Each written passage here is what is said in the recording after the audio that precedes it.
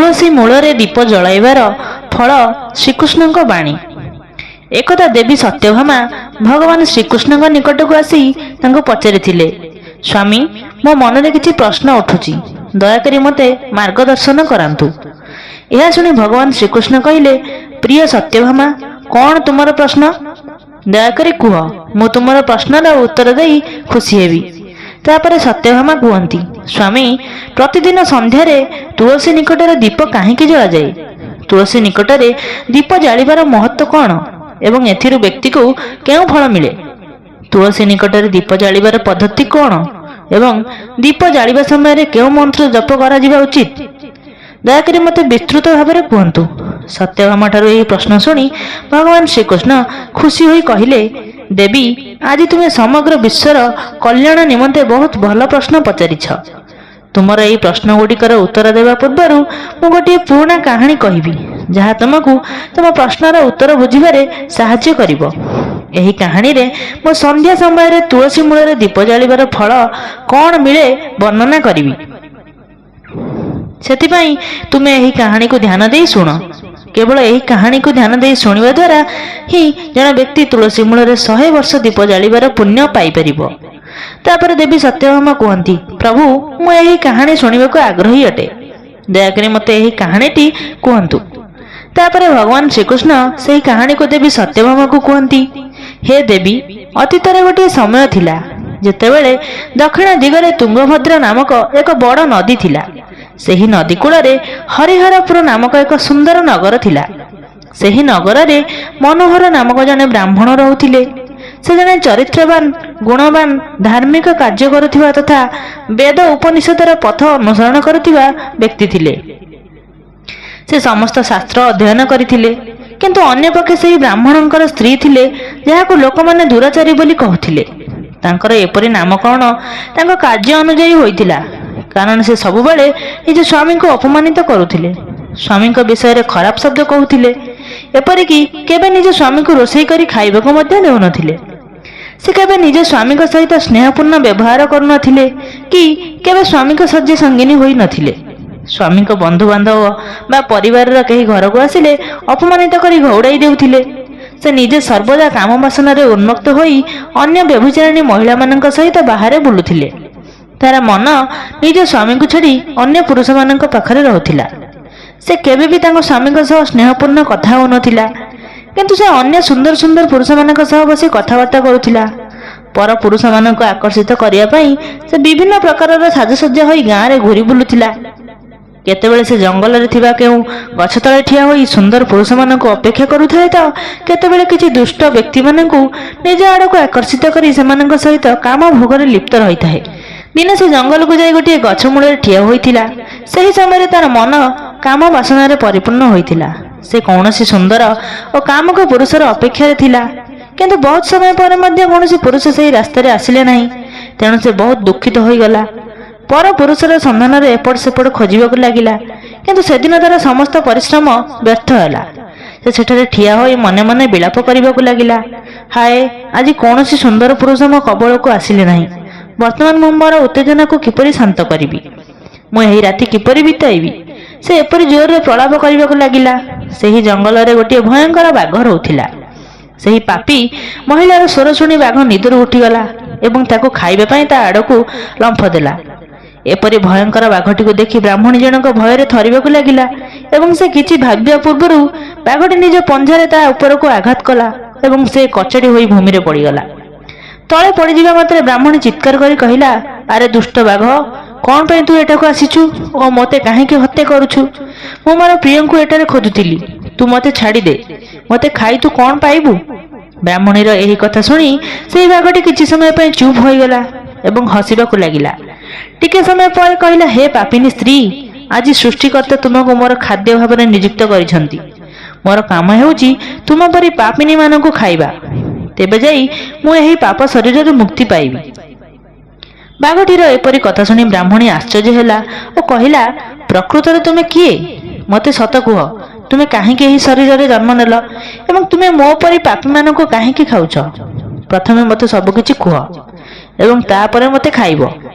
ତାପରେ ସେ କହିବାକୁ ଲାଗିଲା, ହେ ପାପିନୀ ସ୍ତ୍ରୀ, ମୋତେ ମୋର ପୂର୍ବ ଜନ୍ମର କାହାଣୀ କହିବାକୁ ଦିଅ ଯେ ମୋତେ କାହିଁକି ବାଘ ହେବାକୁ ପଡ଼ିଲା। ପୂର୍ବ ଜନ୍ମରେ ଦକ୍ଷିଣ ଦେଶରେ ଗୋଟିଏ ସୁନ୍ଦର ନଦୀ କୂଳରେ ଗୋଟିଏ ସହର ଥିଲା। ମୁଁ ସେହି ସହରରେ ରହୁଥିଲି। ମୁଁ ଜଣେ ବ୍ରାହ୍ମଣଙ୍କ ପୁତ୍ର ଥିଲି ଏବଂ ନଦୀ କୂଳରେ ବସି ଯଜ୍ଞ ଇତ୍ୟାଦି କରୁଥିଲି। ସେହି ଜନ୍ମରେ ମୁଁ ଅନେକ ପାପୀମାନଙ୍କ ପାଇଁ ଯଜ୍ଞର ଆୟୋଜନ କରୁଥିଲି। ପାପୀମାନଙ୍କ ଘରୁ ଖାଦ୍ୟ ଖାଉଥିଲି। ମୁଁ ଧନ ପାଇଁ ଲୋଭରେ ଅନେକ ପାପୀମାନଙ୍କ ପାଇଁ କାମ କଲି। ମୁଁ ସେହି ଜିନିଷ ଗୁଡ଼ିକର ଦାନ ମଧ୍ୟ ଗ୍ରହଣ କଲି, ଯାହା ଜଣେ ବ୍ରାହ୍ମଣ ଗ୍ରହଣ କରିବା ଉଚିତ ନୁହେଁ। ଅନ୍ୟମାନଙ୍କଠାରୁ ଧନ ନେଉଥିଲି କିନ୍ତୁ କେବେ ଫେରାଉ ନଥିଲି। ବହୁ ବର୍ଷ ଧରି ପାପ କରିଚାଲିଥିଲି। ଧୀରେ ଧୀରେ ମୁଁ ବୃଦ୍ଧ ହେଲି। ମୋର କେଶ ଧଳା ହୋଇଗଲା, ମୋ ଆଖି ଫୁଲିଗଲା, ମୋ ପାଟିରେ ଥିବା ସମସ୍ତ ଦାନ୍ତ ଖସିଗଲା। ତଥାପି ମୁଁ ଦାନ ନେବାର ଅଭ୍ୟାସ ଛାଡ଼ି ନଥିଲି ଏବଂ ମୁଁ ଏହି କାମ ଜାରି ରଖିଥିଲି। ତାପରେ ଦିନେ ଧନ ଲୋଭରେ ମୁଁ ନଦୀ କୂଳକୁ ଗଲି। ସେଠାରେ ଅନ୍ୟ ଚତୁର ବ୍ରାହ୍ମଣମାନଙ୍କ ସହିତ ମିଶି ଆମେ ଲୋକଙ୍କୁ ଠକି କୌଣସି ରୀତିନୀତି ବିନା ମନ୍ତ୍ର ପାଠ ନ କରି ଦେବୀଙ୍କୁ ପୂଜା କରିଥିଲୁ ଏବଂ ଦାନରେ ବହୁ ଧନ ଗୋଟାଇଲୁ। ସେତେବେଳେ ସେହି ସ୍ଥାନକୁ କେଉଁଠୁ ଗୋଟିଏ ରୋଗିଣା କୁକୁର ଆସି ମୋ ଗୋଡ଼କୁ କାମୁଡ଼ି ଦେଲା ଏବଂ ମୁଁ ଚେତାଶୂନ୍ୟ ହୋଇପଡ଼ିଲି। ସେହି ମୁହୂର୍ତ୍ତରେ ମୁଁ ମୋ ଜୀବନ ହରାଇଲି। ତାପରେ ଦୁଇ ଯମଦୂତ ସେହି ସ୍ଥାନରେ ଉପସ୍ଥିତ ହେଲେ ଏବଂ ମୋତେ ଧରି ଯମପୁରକୁ ନେଇଗଲେ। ସେଠାରେ ଯମରାଜ ଚିତ୍ରଗୁପ୍ତଙ୍କୁ ମୋର କାର୍ଯ୍ୟର ହିସାବ କରିବାକୁ କହିଥିଲେ। ଚିତ୍ରଗୁପ୍ତ କହିଲେ, ହେ ଧର୍ମରାଜ, ଏହି ବ୍ରାହ୍ମଣ ଗୁରୁତର ପାପ କରିଛି। ସେ ଅନ୍ୟମାନଙ୍କୁ ମିଥ୍ୟା କହି ଅନେକ ଧନ ଲୁଟିଛି। ରୀତିନୀତି ଅନୁଯାୟୀ ପୂଜା କରିବା ପରିବର୍ତ୍ତେ ସେ ମିଥ୍ୟା ମନ୍ତ୍ର ଜପ କରି ଭଗବାନଙ୍କୁ ଅପମାନିତ କରିଛି। ସେଥିପାଇଁ ଏହି ପାପୀ ବ୍ରାହ୍ମଣ କେବଳ ନର୍କକୁ ଯିବାକୁ ଯୋଗ୍ୟ। ତାପରେ ଯମରାଜ ତାଙ୍କ ଦୂତମାନଙ୍କୁ ମୋତେ ନର୍କରେ ଫୋପାଡ଼ିବା ପାଇଁ ଆଦେଶ ଦେଲେ। ଅନେକ ବର୍ଷ ଧରି ନର୍କର ଦଣ୍ଡ ଭୋଗିବା ପରେ ମୁଁ ବାଘର ଜନ୍ମ ପାଇଲି ଏବଂ ମୁଁ ଏହି ଜଙ୍ଗଲରେ ବାସ କରିବା ଆରମ୍ଭ କଲି। ମୋର ପୂର୍ବଜନ୍ମର ପାପ ଗୁଡ଼ିକ ମନେ ପକାଇ ମୁଁ ମହାତ୍ମା ଋଷି ଧାର୍ମିକଙ୍କୁ ଖାଏ ନାହିଁ। ମୁଁ କେବଳ ପାପୀ, ଅନୈତିକ ଏବଂ ବ୍ୟଭିଚାରୀଙ୍କୁ ଖାଏ, ଯାହାଦ୍ୱାରା ମୁଁ ପାପରୁ ମୁକ୍ତି ପାଇପାରିବି। ଏହିପରି ଭାବରେ ବାଘଟି ତାର ପୂର୍ବଜନ୍ମର କାହାଣୀ ବର୍ଣ୍ଣନା କଲା ଏବଂ ବ୍ରାହ୍ମଣୀକୁ କହିବାକୁ ଲାଗିଲା, ହେ ପାପୀ, ତୁମର ଆଚରଣ ମୋତେ ଜଣେ ଘୃଣ୍ୟ ସ୍ତ୍ରୀର ଆଚରଣ ପରି ଲାଗୁଛି। ସ୍ୱାମୀଙ୍କୁ ଛାଡ଼ି ଯିଏ ଅନ୍ୟ ପୁରୁଷମାନଙ୍କ ସହିତ ଭୋଗ ଉପଭୋଗ କରିବାକୁ ଏହି ଜଙ୍ଗଲକୁ ଆସିଛି, ସେଥିପାଇଁ ଆଜି ତୁମେ ନିଶ୍ଚିନ୍ତ ଭାବରେ ମୋର ଖାଦ୍ୟ ହୋଇଯିବ। ଏହା କହି ଶେଷରେ ବାଘଟି ସେହି ପାପୀ ସ୍ତ୍ରୀକୁ ତାର ତୀକ୍ଷ୍ଣ ନଖରେ ଖଣ୍ଡ ଖଣ୍ଡ କରି ଖାଇଲା। ତାପରେ ସେହି ସ୍ଥାନକୁ ଦୁଇ ଜଣ ଯମଦୂତ ଆସି ସେହି ପାପୀ ସ୍ତ୍ରୀର ଆତ୍ମାକୁ ଉଠାଇ ଯମପୁରୀକୁ ନେଇଗଲେ, ଯେଉଁଠାରେ ତାଙ୍କୁ ଯମରାଜଙ୍କ ସମ୍ମୁଖରେ ଠିଆ କରାଯାଇଥିଲା। ତାପରେ ଚିତ୍ରଗୁପ୍ତ ସେହି ସ୍ତ୍ରୀର ପାପ ପୁଣ୍ୟର ହିସାବ କରି ଯମରାଜଙ୍କୁ କହିଲେ, ହେ ଧର୍ମରାଜ, ଏହି ସ୍ତ୍ରୀ ଜଣେ ପାପିନୀ। ସେ ଗୁରୁତର ପାପ କରିଛି। ସେ ଜଣେ ବ୍ୟଭିଚାରିଣୀ। ସେ କେବେ ବି ତାଙ୍କ ସ୍ୱାମୀଙ୍କ ସେବା କରିନାହାନ୍ତି। ସେ ପରପୁରୁଷମାନଙ୍କ ସହିତ ଭୋଗ ଉପଭୋଗ କରୁଥିଲେ। ତାର ପାପ ଶୁଣି ଯମରାଜ ସେହି ସ୍ତ୍ରୀକୁ କୁମ୍ଭୀପାକ ନିଆଁରେ ଗରମ ତେଲରେ ପକାଇବାକୁ ଆଦେଶ ଦେଲେ। ତାକୁ ସେହି ଗରମ ତେଲ ଭିତରେ ବହୁ ବର୍ଷ ପର୍ଯ୍ୟନ୍ତ ରଖାଯାଇଥିଲା ଏବଂ ପରେ ତାକୁ ବାହାର କରି ଅନ୍ୟ ଏକ ନର୍କରେ ଫିଙ୍ଗି ଦିଆଯାଇଥିଲା। ଏହିପରି ଭାବରେ ତାକୁ ଅନେକ ବର୍ଷ ଧରି ବିଭିନ୍ନ ନର୍କରେ ନିକ୍ଷେପ କରାଯାଇଥିଲା ଏବଂ ଶେଷରେ ଚାଣ୍ଡାଳ ରୂପରେ ଜନ୍ମ ନେଇ ପୃଥିବୀକୁ ଫେରି ଆସିଥିଲା। ଚାଣ୍ଡାଳଙ୍କ ଘରେ ଜନ୍ମ ନେଇ ସେ ପୁନର୍ବାର ଅନେକ ପାପ କରିବା ଆରମ୍ଭ କଲା, ବ୍ୟଭିଚାର କରିବା ଆରମ୍ଭ କଲା ଏବଂ ଅନେକ ପାପୀ ପୁରୁଷଙ୍କ ସହିତ ମାତି ରହିଲା।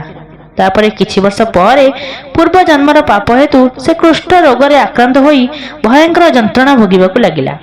ତାର ଶରୀରର ଅଙ୍ଗ ଜଳିବା ଆରମ୍ଭ କଲା, ଆଖିରେ ଆଘାତ ଲାଗିବାକୁ ଲାଗିଲା। ସେ ଏହି ଯନ୍ତ୍ରଣା ସହ ଦିନ କାଟିବାକୁ ଲାଗିଲା। ତାପରେ ଦିନେ ସେ ତୀର୍ଥକ୍ଷେତ୍ରରେ ସ୍ନାନ କରିବା ଉଦ୍ଦେଶ୍ୟରେ ଅନନ୍ତପୁର ଯାଇ ସେଠାରେ ଏକ ଆଶ୍ରମରେ ରହିବାକୁ ଲାଗିଲା। ସେହି ଆଶ୍ରମରେ ଗୋଟିଏ ତୁଳସୀ ଗଛ ଥିଲା। ଅନ୍ୟ ମହିଳାମାନେ ତୁଳସୀ ଗଛ ନିକଟରେ ଦୀପ ଜାଳୁଥିବା ଦେଖି ସେହି ପାପୀ ମହିଳା ମଧ୍ୟ ତାହା କରିଥିଲା। ସେ ତୁଳସୀ ଗଛ ନିକଟରେ ଗୋଟିଏ ଦୀପ ଜାଳିଥିଲା ଏବଂ ସେହିଦିନ ରାତିରେ ହୃଦଘାତ ହେତୁ ସେ ମୃତ୍ୟୁବରଣ କରିଥିଲା। ଏହାପରେ ଯମରାଜଙ୍କ ଦୁଇ ଦୂତ ତାକୁ ନେବା ପାଇଁ ସେଠାରେ ଉପସ୍ଥିତ ହେଲେ। ସେହି ସମୟରେ ଭଗବାନ ବିଷ୍ଣୁଙ୍କର ଦୁଇ ଜଣ ପାରିଷଦ ମଧ୍ୟ ସେହି ସ୍ଥାନରେ ଉପସ୍ଥିତ ହୋଇ ସେହି ଦୂତମାନଙ୍କୁ ଅଟକାଇ କହିଲେ, ହେ ଯମଦୂତ, ତୁମେ ଏହି ମହିଳାକୁ ଛାଡ଼ିଦିଅ। ଏହି ମହିଳା ନର୍କକୁ ଯିବାର ଯୋଗ୍ୟ ନୁହେଁ। କାହା ଆଦେଶରେ ତୁମେ ଏହି କାମ କରୁଛ? ତାପରେ ଯମଦୂତମାନେ କହିଲେ, ହେ ପାରିଷଦଗଣ, ଆମେ ଯମରାଜଙ୍କ ଆଦେଶରେ ଏହି ପାପୀ ମହିଳାଙ୍କୁ ନେଇଯିବାକୁ ଆସିଛୁ, କିନ୍ତୁ ତୁମେ କାହିଁକି ଆମକୁ ଅଟକାଉଛ? ଏହି ମହିଳା ଅତ୍ୟନ୍ତ ପାପୀ, ତେଣୁ ତାକୁ ନର୍କକୁ ନିଆଯିବାର ନିର୍ଦ୍ଦେଶ ମିଳିଛି। ତାପରେ ଶ୍ରୀ ବିଷ୍ଣୁଙ୍କ ପାରିଷଦମାନେ କହିଲେ, ହେ ଦୂତଗଣ, ଏହି ମହିଳା ବିଷ୍ଣୁଙ୍କର ଜଣେ ଭକ୍ତ ଏବଂ ସେ ନର୍କକୁ ଯିବା ଯୋଗ୍ୟ ନୁହନ୍ତି। ସେ ସନ୍ଧ୍ୟାରେ ଆଜି ଏହି ତୁଳସୀ ଗଛ ନିକଟରେ ଦୀପ ଜାଳିଛି। ଏହି କାରଣରୁ ତାର ସମସ୍ତ ପାପ ନଷ୍ଟ ହୋଇଯାଇଛି, ତେଣୁ ସେ ଆଉ ନର୍କକୁ ଯିବାକୁ ଯୋଗ୍ୟ ନୁହନ୍ତି। ସେ ସ୍ୱର୍ଗକୁ ଯିବାକୁ ଯୋଗ୍ୟ ହୋଇଯାଇଛି। ଏହାପରେ ଯମଦୂତମାନେ ମହିଳାକୁ ସେହି ସ୍ଥାନରେ ଛାଡ଼ି ଯମଲୋକକୁ ଫେରିଗଲେ। ସେଠାକୁ ଯିବା ପରେ ସେ ଯମରାଜକୁ ସମ୍ପୂର୍ଣ୍ଣ କାହାଣୀ ବର୍ଣ୍ଣନା କରିଥିଲେ। ସେପଟେ ଭଗବାନ ବିଷ୍ଣୁଙ୍କ ପାରିଷଦମାନେ ସେହି ଚଣ୍ଡାଳ ମହିଳାକୁ ବିମାନରେ ବସାଇ ସ୍ୱର୍ଗକୁ ନେଇଗଲେ। କାହାଣୀଟିକୁ ଶେଷ କରି ଭଗବାନ ଶ୍ରୀକୃଷ୍ଣ ସତ୍ୟଭାମାଙ୍କୁ କହିଲେ, ଦେବୀ, କେବଳ ତୁଳସୀ ନିକଟରେ ଦୀପ ଜାଳିବା ଦ୍ୱାରା ଜଣେ ବ୍ୟକ୍ତିର ସମସ୍ତ ପାପ ନଷ୍ଟ ହୋଇଯାଏ। ଯେଉଁ ମହିଳା ପ୍ରତିଦିନ ସନ୍ଧ୍ୟାରେ ତୁଳସୀ ନିକଟରେ ଦୀପ ଜାଳେ ସେ ଭାଗ୍ୟବତୀ ହୁଏ। ତାର ପୂର୍ବଜନ୍ମର ସମସ୍ତ ପାପ ନଷ୍ଟ ହୋଇଯାଏ ଏବଂ ସେ ସୁଖ ଏବଂ ସମୃଦ୍ଧି ଲାଭ କରେ। ତୁଳସୀ ନିକଟରେ ପ୍ରତିଦିନ ଦୀପ ଜାଳିବା ବେଳେ ଏହି ମନ୍ତ୍ର ଉଚ୍ଚାରଣ କରିବା ଉଚିତ। ତୁଳସୀ ଦେବୀ ଚ ବିଦମହେ ବିଷ୍ଣୁ ପ୍ରିୟାଇ ଚ ଧୀମହି ତନବୃନ୍ଦା ପ୍ରଚୋଦୟାତ୍। ଶ୍ରୀକୃଷ୍ଣ କହିଛନ୍ତି ଯେ ହଜାର ହଜାର ଅମୃତମଣିରେ ସ୍ନାନ କରାଇବା ପରେ ମଧ୍ୟ ଶ୍ରୀହରି ଯେତିକି ତୃପ୍ତି ହୁଅନ୍ତି ନାହିଁ, ଗୋଟିଏ ତୁଳସୀ ପତ୍ର ଚଢ଼ାଇଲେ ସେତିକି ସନ୍ତୁଷ୍ଟ ହୁଅନ୍ତି।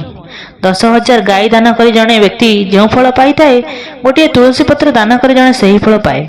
ମୃତ୍ୟୁ ସମୟରେ ନିଜ ପାଟିରେ ତୁଳସୀ ପତ୍ରର ପାଣି ପାଇଥିବା ବ୍ୟକ୍ତି ସମସ୍ତ ପାପରୁ ମୁକ୍ତ ହେବା ପରେ ଶ୍ରୀକୃଷ୍ଣଙ୍କ ବୈକୁଣ୍ଠକୁ ଯାଏ। ଦର୍ଶକ ବନ୍ଧୁ, ସନାତନ ହିନ୍ଦୁ ଧର୍ମରେ ତୁଳସୀ ଗଛର ସର୍ବାଧିକ ଗୁରୁତ୍ୱ ରହିଛି। ଏହାକୁ ପ୍ରଥମେ ଭଗବାନ ବିଷ୍ଣୁ ପୂଜା କରିଥିଲେ। ଶ୍ରୀ ହରି କହିଛନ୍ତି ଯେ ଯେପରି ଦେବୀ ଲକ୍ଷ୍ମୀଙ୍କ ପାଇଁ ବୈକୁଣ୍ଠପୁରକୁ ଐଶ୍ୱର୍ଯ୍ୟପ୍ରାପ୍ତ ହୋଇଛି, ସେହିପରି ତୁଳସୀ କାରଣରୁ ବୈକୁଣ୍ଠପୁରର ପବିତ୍ରତା ବଜାୟ ରହିଛି।